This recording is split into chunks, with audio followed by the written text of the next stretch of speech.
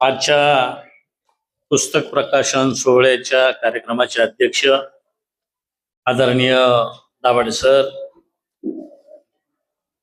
ज्यांच्यामुळं हा कार्यक्रम आपल्याला घेता आला आणि सगळ्यांना एकमेकाशी हितगुज करता आली असे ठोकळ सर आणि गवारी सर, त्याचप्रमाणे सन्माननीय व्यासपीठ उपस्थित सर्व समोर बसलेले या साहित्यिकांवर लेखकांवर प्रेम करणारे सर्व मित्रगण, बंधू आणि भगिनी, पत्रकार मित्र,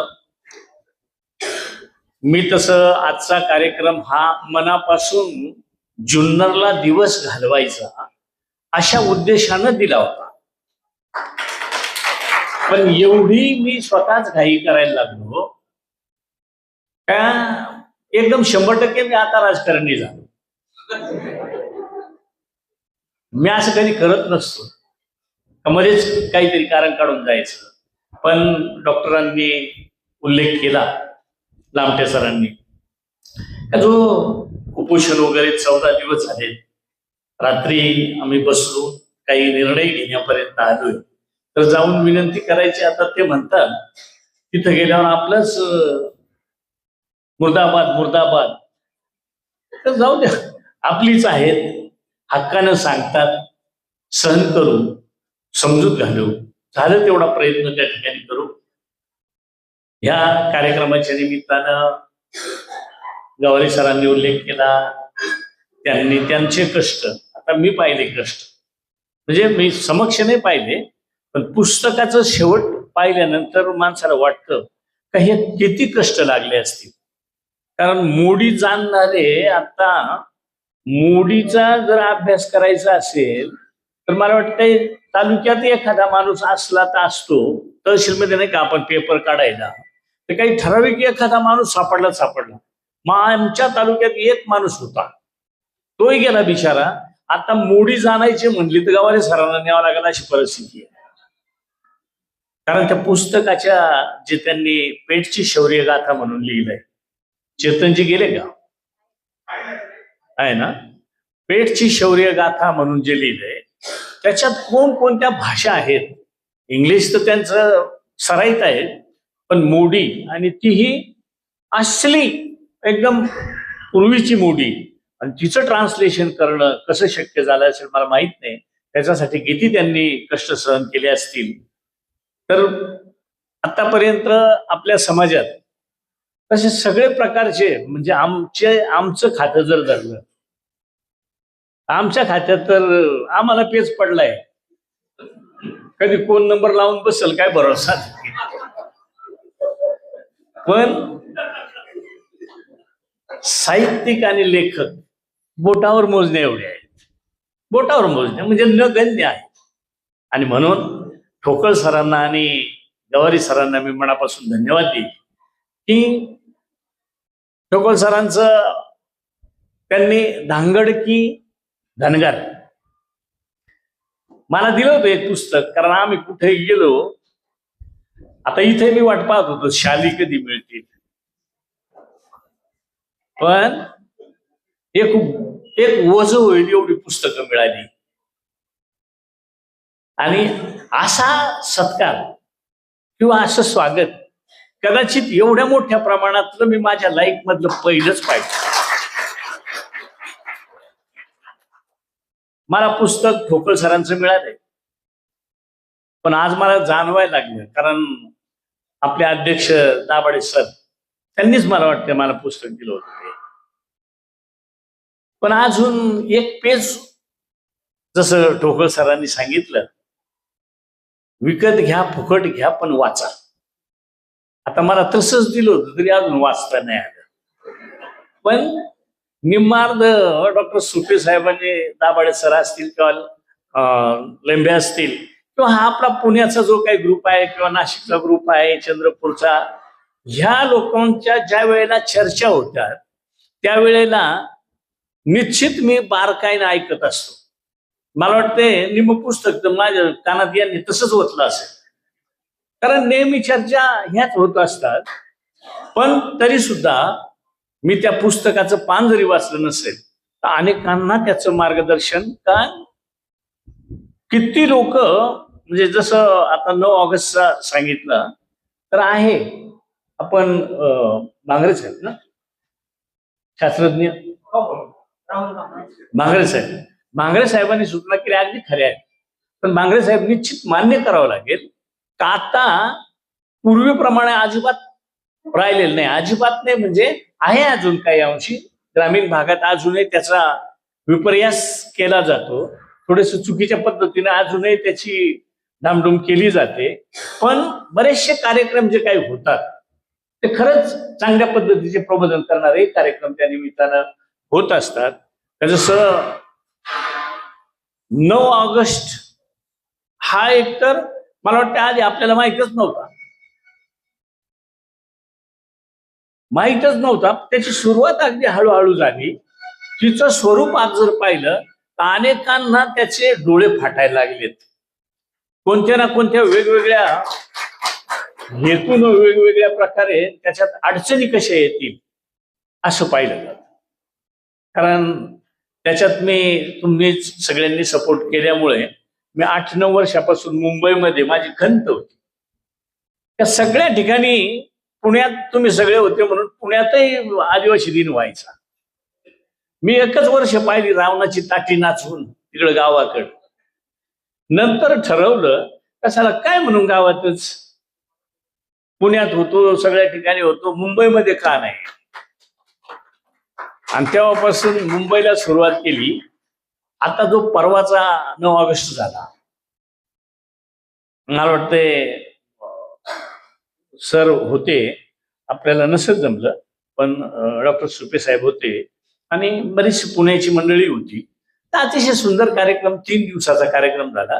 3ही दिवस वेगवेगळ्या मुलांनी मार्गदर्शन केलं. का अक्षरशः एका मुलीनं पहिल्या दिवशी मला वाटते तर तिनं तिचा जर्नी सांगताना ढसढसा रडली. स्पोर्टमध्ये ती मला वाटते गोल्ड मिळाले तिला.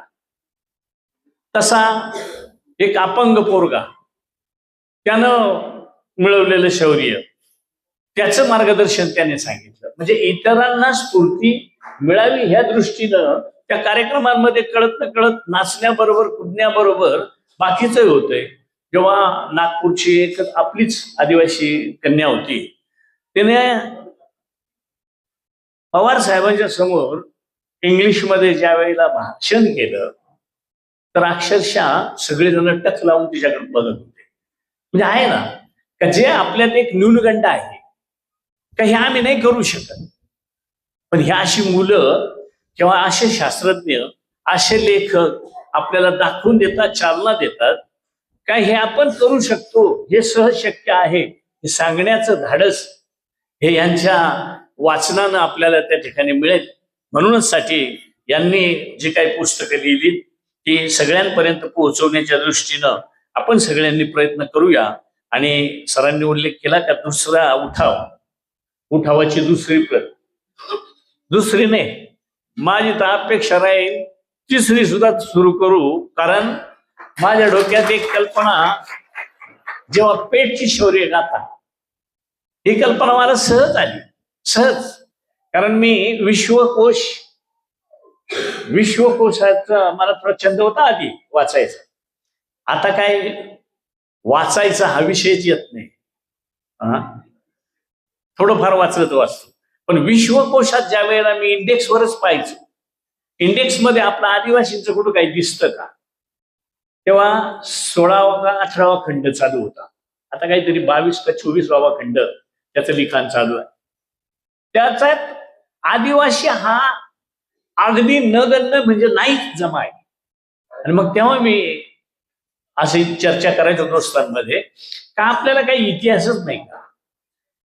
आणि मग गवारी सरांनी जेव्हा उठाव लिहिला तो उठाव मला दिला तेव्हापासून मलाही वाटायला लागलं का आपण सुद्धा आता गवारी सरांच्या बरोबर उठाव करायचा. आणि मग पुस्तकांचा उठाव सुरू झाला. आणि त्या दिवसापासून माझी कल्पना होती का सर काही करा का खूप चांगला बाडगीच्या माचीचा इतिहास वगैरे खूप लांबपर्यंत सटाण्यापर्यंत लिहिलाय त्यांनी पण थोडा त्रोटक स्वरूपात आलाय.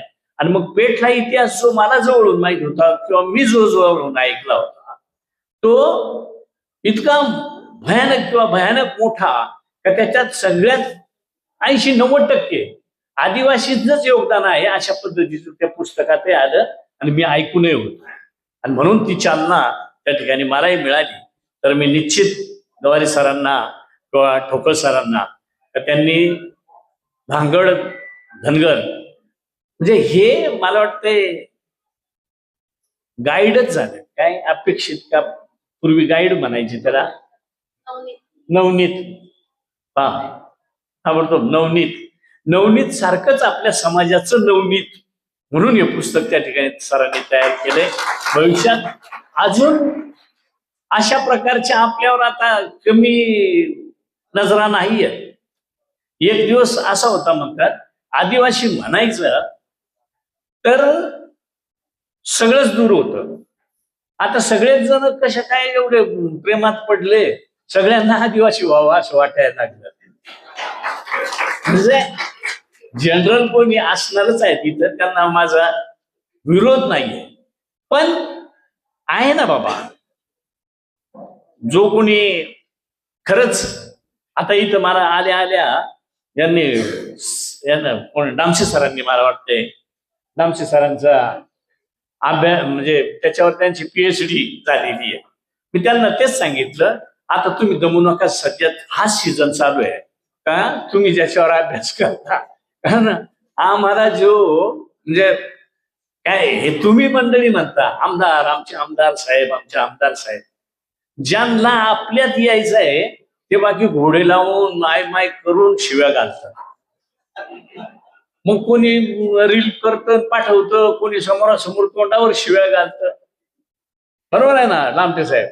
तर त्याच्यात तुम्ही सुद्धा ह्या मंडळीला हाताशी धरून का होईना एखादं चांगलं पुस्तक तयार जर केलं तर मला वाटतंय त्याचा आपल्याला भविष्यातल्या पिढीला त्या ठिकाणी उपयोग होईल. अशा पद्धतीची मी आपल्याला देखील त्या विनंती करतो. मी बोलायला लागलो तर खूप बोलावं लागतं, परंतु इकडं हो ना, मग त्याच्यावर आता त्याच्यावर आपण निवळ बसूनच सांगून चालणार नाही ना. जसं आता हे धनगरांचं पुस्तक लिहिलं म्हणजे संपलं नाही, अजून ते पेटतच आहे. तसं बोगसांचं अजून ते पेटतच आहे, तसं बंजारांचं पेटतच आहे. अजून कोण 2-3 आहेत का आम्ही कोळी, मग ते मराठवाड्यातले कोळी, विदर्भातले कोळी ते वेगळे, इकडे हे मच्छीमार कोळी ते म्हणतात आम्ही तुमचेच. हे बाबा सगळेच आमचे आहेत, पण ते काय म्हणून आम्हाला त्रास देतात. नको त्या पद्धतीचे पुरावे, नको त्या पद्धतीचं, पण कुठेही त्यांचा ताळमेळ आपल्याशी लागत नाही.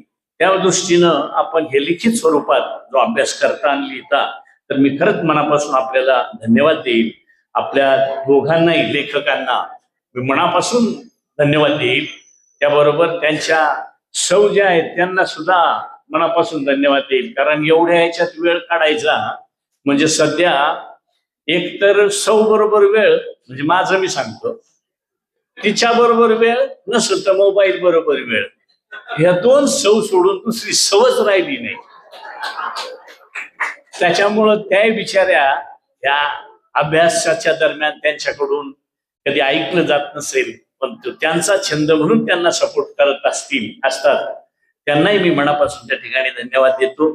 आपण ह्या निमित्तानं आल्यानंतर मंत्री आला, आपला माणूस आला म्हणून काही निवेदनं दिली जातात.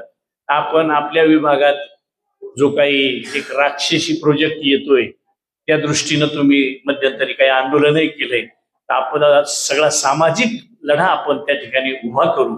तुम्ही केलायच, त्याच्या कृती समितीही मला वाटतं तुम्ही केल्यात, तर त्याच्या माध्यमातून आपण पुढे जाऊ. शासन स्तरावर आम्ही सगळे तुमच्या बरोबर राहू, अशाही पद्धतीची मी आपल्याला त्या ठिकाणी एक खात्री देतो. इथं शिक्षक मंडळींनी मला वाटतंय प्रोत्साहन भत्ता, का जो इतर ठिकाणी प्रोत्साहन भत्ता मिळतो पण तो फक्त जुन्नर मध्येच मिळत नाही. जुन्नर आंबेगाव नाशिक मध्ये मिळतो, नगर मध्ये मिळतो, बऱ्याच म्हणजे राज्यभरात अनेक ठिकाणी मिळतो. मी त्याची माहिती काढतो का तुमच्यावरच का अन्याय नेमका, किंवा तुम्हालाच का घेतलेलं नाही त्याची माहिती त्या ठिकाणी मी काढतो. अशा पद्धतीने तुम्ही मंडळीनं काही वैयक्तिक एका सरपंच ताईने मला काहीतरी गावातल्या विकास कामांसाठी पैसे द्या. ताई काय झालंय, प्रत्येक गोष्ट हो म्हणणं बरोबर राहते, पण पैशात हो म्हणणं का अवघडच राहत. कारण आम्हाला शेवटी मर्यादा येतात आणि मर्यादा येऊ नये त्याच्यातून मार्ग काढू, पण मोठ्या कामांना बजेट शिवाय पर्याय नसतो. जसं मध्यंतरी मला वाटतंय आपले दुसरे एक साहित्यिक आहेत आपले हे काय आमचे पुण्यावाले, काय त्यांचं नाव, नंदकर साहेब, राजू नंदकर, त्यांनी मला एक रस्ता दाखवला होता. तेव्हा बजेटच नेमकं चालू होतं, दिलं होतं मी करून.